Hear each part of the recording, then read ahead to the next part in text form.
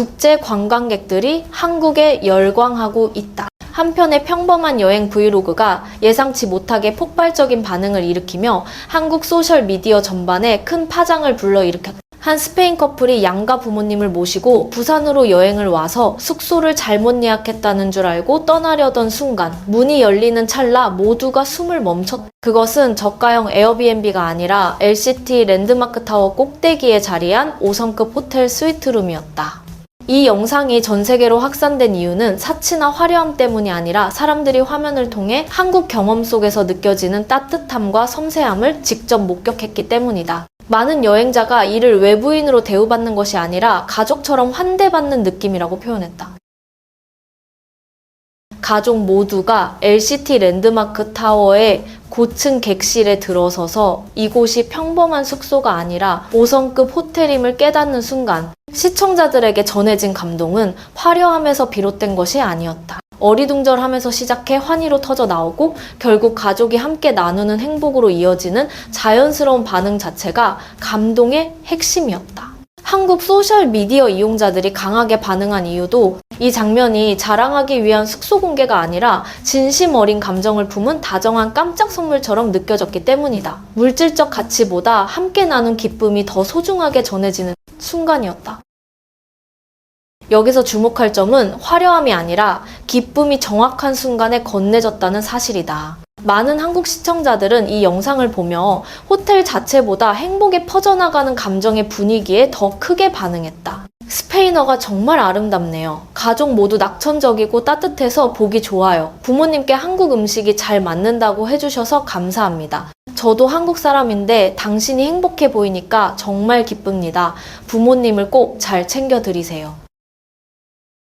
그리고 이런 다정함은 과장되지 않고도 자연스럽게 이어졌다. 미국인만 오는 게 아니라 여러분도 한국에 온 걸 환영합니다.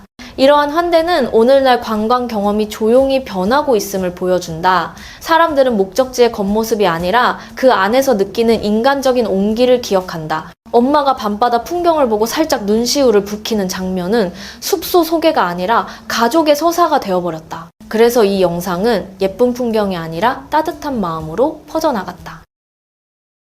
또한 사람들은 시선을 호텔이 아니라 부모님에게 두었다. 스페인 부모님이 억지로 꾸미지 않고 자연스럽게 한국의 일상 리듬 속으로 스며드는 모습이 한국 시청자들에게 더 큰 공감을 일으켰다. 정말 사랑스러운 가족이네요. 부모님이 한국 문화에 전혀 무리 없이 녹아든 게 인상적이에요.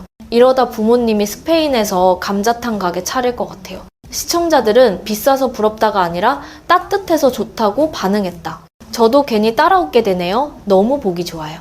부모님이 마치 한국 부모님 같아요. 행복이라는 감정은 정말 전염성이 있네요. 사회 미디어 관점에서 보면 이것은 새로운 여행 방식의 전형이다. 이제 사람들은 장소를 소비하는 것이 아니라 감정을 체류하는 여행을 선택하고 있다. 2025년 최신 관광 연구에서는 이를 라이프스타일 스테이라 부르는데 숙소는 단순한 잠자리의 기능을 넘어서 경험의 무대가 된다. 그리고 여기에서 발견되는 메시지는 단순하다. 진짜 선물은 금액이 아니라 함께 남는 기억이다. 어떤 순간은 겉으로는 작아 보이지만 마음을 연결할 때 그것은 곧 가장 값진 시간이 된다. 그래서 이 영상이 사람들을 움직인 이유는 호텔이 아니라 함께 웃고 함께 놀라는 가족의 감정이 화면 밖으로 전해졌기 때문이다. 결국 이 영상이 보여준 가장 값비싼 사치는 시설이 아니라 가족이 나누는 사랑의 시간이었다.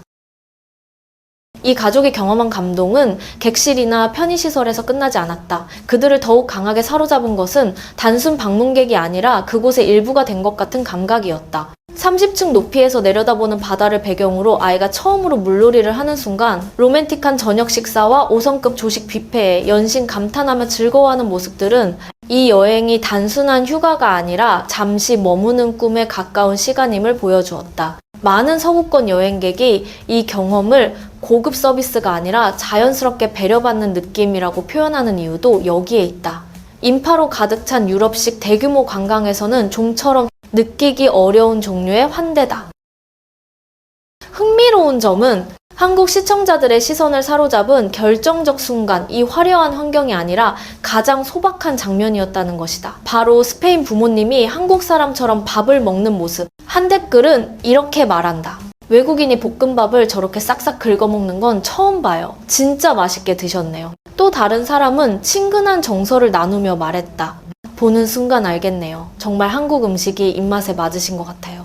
그리고 유쾌하면서도 다정한 반응도 이어졌다. 스페인과 한국은 진짜 형제 민족이네요.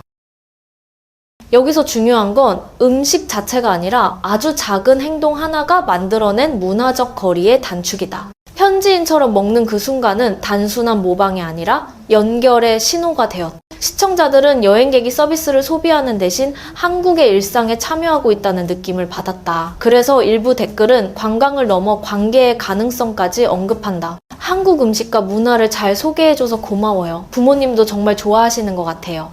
한국에 더 오래 살았으면 좋겠어요. 이렇듯 자연스러운 교감들이 쌓이면서 최근 부산이 국제여행 커뮤니티가 뽑는 가족 친화적 해안도시 순위에서 자주 언급되고 있다. 이유는 화려함이 아니라 환영받고 있다는 감정의 밀도 때문이다. 가족 단위 여행객에게 점점 더 중요해지는 것은 장소의 겉모습이 아니라 그곳에 머무르는 동안 느끼는 정서적 안정감이다. 더 넓게 보면 이것이 바로 요즘 많은 가정이 유럽 대신 한국을 선택하는 배경이기도 하다. 경치나 시설뿐 아니라 정서적 편안함과 함께하는 느낌이 경험의 본질이 되기 때문이다. 손님으로 머무는 것이 아니라 동행자로 받아들여지는 감각. 이것이 오늘날 개인화된 여행에서 가장 큰 차별점이 된다. 그래서 마지막 질문은 결국 이렇게 귀결된다. 여행할 때 당신을 진짜로 환영받는 기분이 들게 하는 것은 무엇인가? 화려한 호텔인가? 아니면 일상의 작은 행동 속에서 느껴지는 진심 어린 연결감인가? 바로 이런 소박한 감정들이 쌓여 이 여행은 단순히 호텔에 머물렀던 경험을 넘어선 진짜 추억이 되었다. 이 커플이 앞으로 한국에 자주 돌아오고 싶다고 말하거나 어머니가 부산을 떠나기 아쉬워 눈시울을 붉힌 순간 사람들의 마음에 남은 것은 5성급 시설도 아니고 치밀한 여행 계획도 아니었다. 그것은 자연스럽게 형성된 정서적 유대감이었다. 평생 기억할 경험이라는 말도 거창한 선언이 아니라 이 도시는 더 이상 단순한 목적지가 아니라 돌아오고 싶은 곳이 되었다는 조용한 확인에 가까웠다. 문화적 관점에서 보면 이것은 특별한 예외 현상이 아니라 여러 문화권이 서로 다른 방식으로 표현해온 하나의 감정 언어에 가깝다. 유럽에서는 이를 기억의 선물이라 부르며 포장도 짐도 필요 없지만 마음속을 환하게 밝히는 순간으로 이해한다. 한국에서는 이를 추억의 선물이라고 말하며 제때 피어난 기억이 지닌 가치를 강조한다. 베트남에서는 조금 더 부드럽게 나중에 떠올리면 미소 짓게 되는 반가운 놀라움이라는 표현으로 담아낸다. 표현은 다르지만 의미는 같다. 물질적 경험보다 오래 남는 것은 언제나 기억이다. 이것은 오늘날 여행의 본질에 대해 흥미로운 질문을 던진다. 우리가 진정으로 찾고 있는 것은 풍경인가? 아니면 연결되었다는 감정인가? 최근 몇 년 사이 추억여행이라는 흐름이 더욱 뚜렷해지고 있다. 새로운 목적지를 계속 추가하는 것보다 마음을 울린 그 순간 자체에 더 큰 의미를 두기 때문이다. 한 도시가 이런 아쉬움과 여운을 만들어낼 수 있다면 그곳은 단순히 여행자를 맞이하는 공간을 넘어 그 사람의 개인적인 이야기 속 일부가 된다. 그리고 이것이야말로 가장 지속 가능한 형태의 다시 돌아옴이다. 그래서 마지막에 남는 것은 얼마나 멀리 갔는가가 아니라 소박한 순간 하나가 어떻게 추억으로 승화되었는가이다.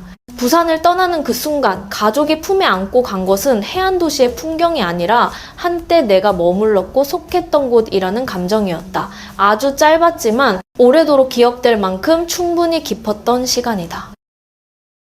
그렇다면 당신에게는 어떤 순간이 그곳이 한때 나의 장소였다고 느끼게 했습니까? 아래 댓글에 당신의 이야기를 나누어 주세요. 이 여정을 끝까지 함께 해주신 여러분께 감사드리며 다음 주제에서 다시 인사드리겠습니다.